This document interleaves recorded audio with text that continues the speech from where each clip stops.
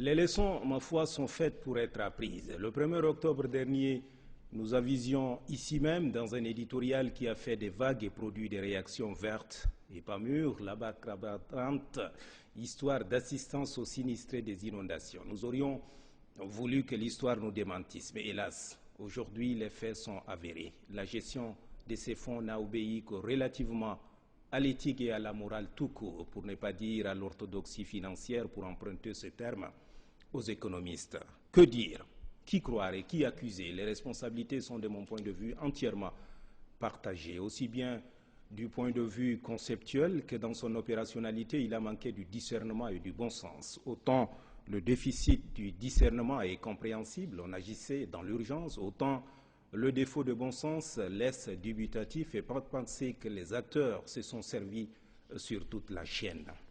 Il y avait 100 millions pour la ville de N'Djamena, 100 à 150 pour les autres régions sinistrées, pour un total d'un peu plus d'1 milliard de francs CFA. La réaction du gouvernement était diligente, il s'agissait bien d'une situation d'urgence, mais le gouvernement qui est engagé dans un vaste programme de moralisation de la vie publique devrait pouvoir savoir que le simple fait d'exhiber des espèces sonnantes et trébuchantes est porteur en lui-même de graves tentations. Ce n'est pas par effet de mode ou une plaisanterie de banquier que de transporter le liquide dans des fourgonnettes blindées.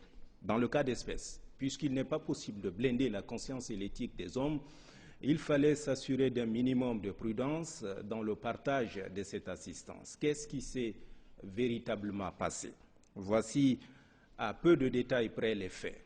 Une fois le cirque de la remise passé devant les objectifs des caméras de la télévision nationale, toute la suite de la procédure, enfin, procédure n'est pas le mot juste. Toute la suite de l'opération s'est faite tout naturellement sans témoin. C'est un huis clos absolu dans bien des cas, à quelques rares exceptions près. Nul ne peut se prévaloir de ses propres turpitudes, dit-on. Les émissaires dépêchés du gouvernement ne se sont entourés d'aucune précaution d'usage, en dehors de la rhétorique, sinon la ritournelle, du genre « ces fonds doivent aller aux sinistrés ». Mais comment?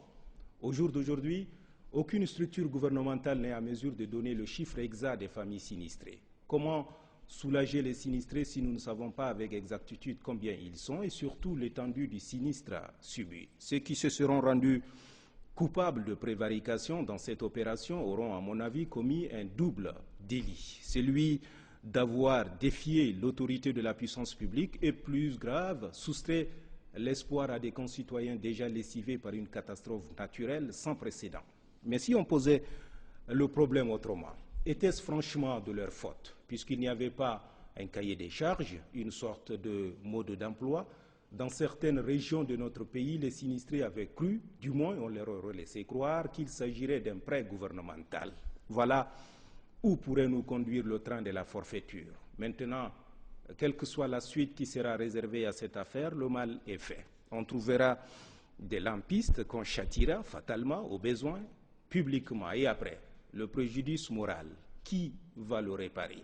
Ce pays, pour le servir, il faut l'aimer.